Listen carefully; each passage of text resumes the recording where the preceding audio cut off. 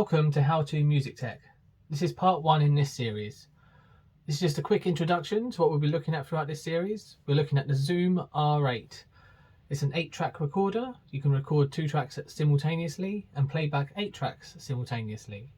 It's also a sampler, an interface and a controller. Throughout this series we're going to go through the whole manual in really small bits so that each video is no more than 2 minutes long. Welcome to How To Music Tech. This is part 2 in this series. This is just a quick controls overview. Over here you have your input section. Here you have your display section. Down here you have your fader section. Up here you have your control section. Down here is the transport section. On the rear panel back here you have your ins and outs. You have 2 inputs.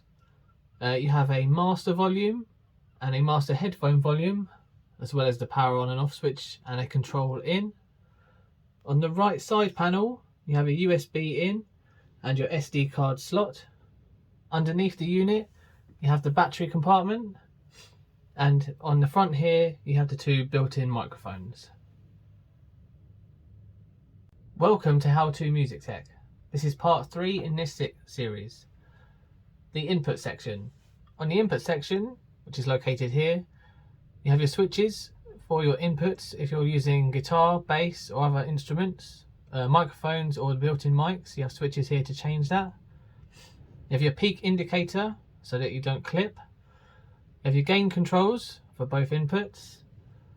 You have your on-off switch for both inputs. Phantom power located here. You have your metronome output. You can choose headphones only or output and headphones, and your balance control for the metronome. Welcome to How To Music Tech. This is part 4 in this series. The display section. The display section is located here. The display can show all the menus you need.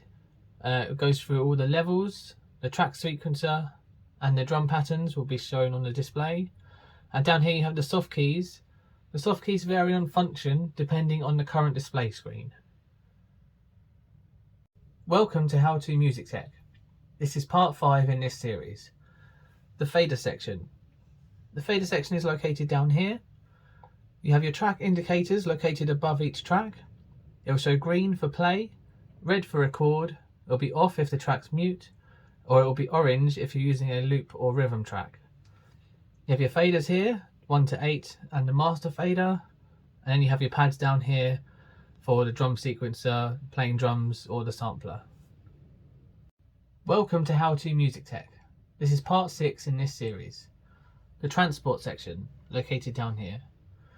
Down here you'll find your rewind, fast forward, stop, play and record buttons, as well as the dial here and the cursor keys and the exit and enter buttons for navigating the menus. You have your marker section and your repeat section. Welcome to How To Music Tech. This is part 7 in this series. The control section. The control section are these 8 buttons located up here. You have your effects menu, your USB menu, your tool menu, your project menu, your tempo, rhythm menu, track and pan and EQ. Welcome to How To Music Tech. This is part 8 in this series. How to switch the unit on and off. The unit can be powered by USB power or it can be powered by batteries. The battery compartment is located underneath the unit. To power the unit on, there's a switch on the back panel located on the right. As you can see, the unit is now powering on. When switching the unit off, do not remove any power before turning off, as it will not save anything.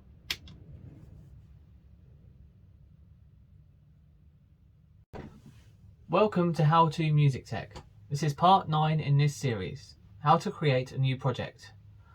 First of all, you need to press the project key, located up here. Then you'll need to press enter on new. From here you can go into change the name, press enter. Use the dial here to cycle through characters and use the cursor keys to move along. When you're finished, press the Enter key. Move down to Settings. You can choose to continue or reset settings.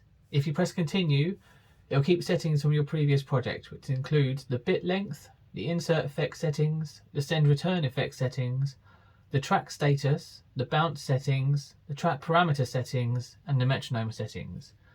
If you press reset, all of these will reset. You can go down to the sample rate, where you can choose 44.1 kHz or 48 kHz. If you choose 48, you will not be able to use any of the effects. When you've chosen all your settings, go down to Execute and press Enter. This will create a new project for you. Welcome to How To Music Tech. This is part 10 in this series. How to set the time signature. By default, each project starts with a time signature of 4/4. To change the time signature, you need to press the track button here and go down to the track sequencer and press Enter.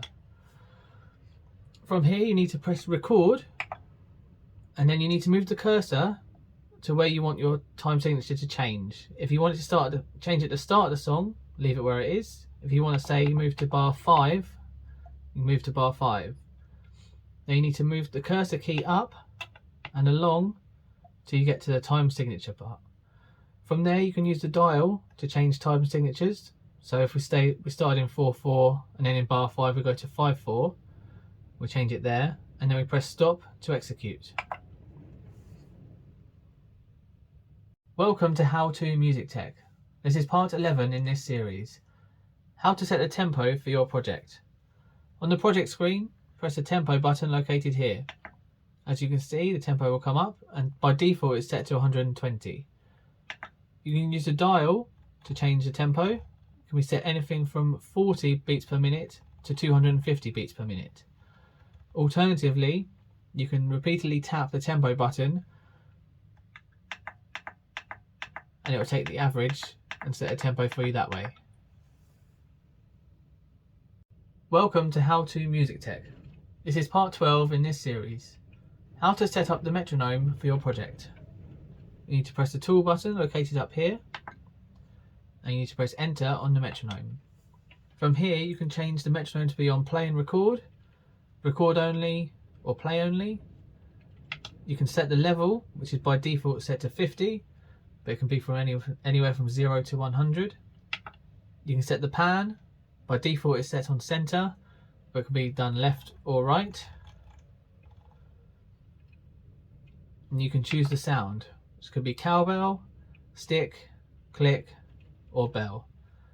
And down here you can set the pre-count, which can be anywhere from 8 beats to 1 beat, or you can have it off altogether.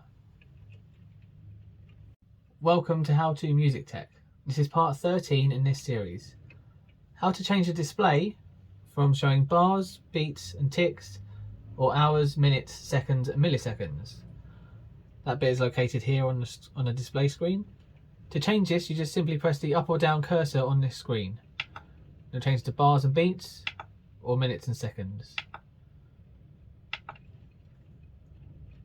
Welcome to How To Music Tech. This is part 14 in this series. How to delete a time signature that you've put into a project. To insert a time signature, go back and see video number 10. But to change a time signature and delete one, you need to go back into a track sequencer. You need to press record again. Move along to the time signature you want to change. See, we changed bar 5 to be 5/4. Move the cursor up and put it onto the time signature section, and then use the soft key here to delete it. And now it's changed back to 4/4. And then press the stop button to execute and finish. Welcome to How To Music Tech. This is part 15 in this series. How to set the metronome output. To set the metronome output, you need to use the metronome switch located here, and you can use this switch to toggle between output and headphones or headphones only. And you can use this knob here to balance between how much comes out from the master fader or the metronome itself. So if you want more metronome or more from the master fader. The metronome also follows a time signature set in the track sequencer. Welcome to How To Music Tech. This is part 16 in this series. How to connect instruments to the unit. If you're using high impedance instruments, such as guitars, you should use input number 1, and you should make sure this switch, located here, is on guitar, bass or high Z. If you're using low impedance instruments, you can use inputs 1 or 2, and the switch should be set to mic line. For a stereo instrument, you can use input 1 and 2. For the left output, put into input number 1, and the right output into number 2. Welcome to How to Music Tech. This is part 17 in this series. How to connect microphones or use the built-in microphones. If you're connecting microphones, you can use input 1 or 2, and you need to have the switch to mic line. For a condenser mic, you can set the phantom power switch to on, which is located here. If you want to use the built-in microphones, you need to move the switches over to built-in mic. Number 1 is for the left mic, number 2 is for the right mic. Welcome to How to Music Tech. This is part 18 in this series. How to set the date and time. You need to press the tool button located here, and you need to go down to the system menu and press enter. You need to use the cursor to go down to date and time and press enter again. And from here you can use the cursor and the dial to change the date.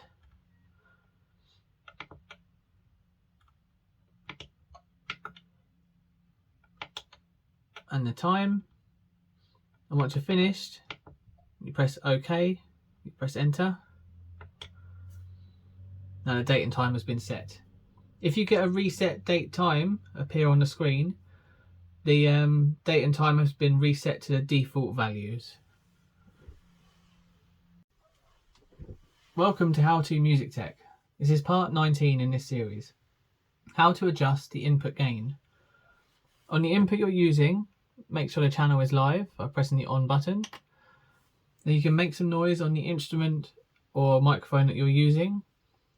If the peak light starts to flash or comes on permanently, you'll need to adjust the amount of gain you're using the knob here. Welcome to How to Music Tech. This is part 20 in this series. How to use insert effects. From the main project screen, press the effect key located up here. Then you need to press the insert soft key underneath the display.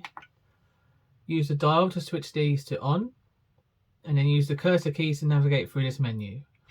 Go to algorithm to change between clean, distortion, acoustic bass simulators, bass simulator, microphones, dual mics, and plenty of others. And then you can go down here once you're in that to change the patch from that particular setting. Once you've done that, you choose the input you want to put it onto, and then once you've finished, you press exit. And then you will need to adjust the recording level, which can be found in video number 21. Thank you so much for watching. Subscribe now for more videos on this unit and others to come, and give this video a like if you found it helpful.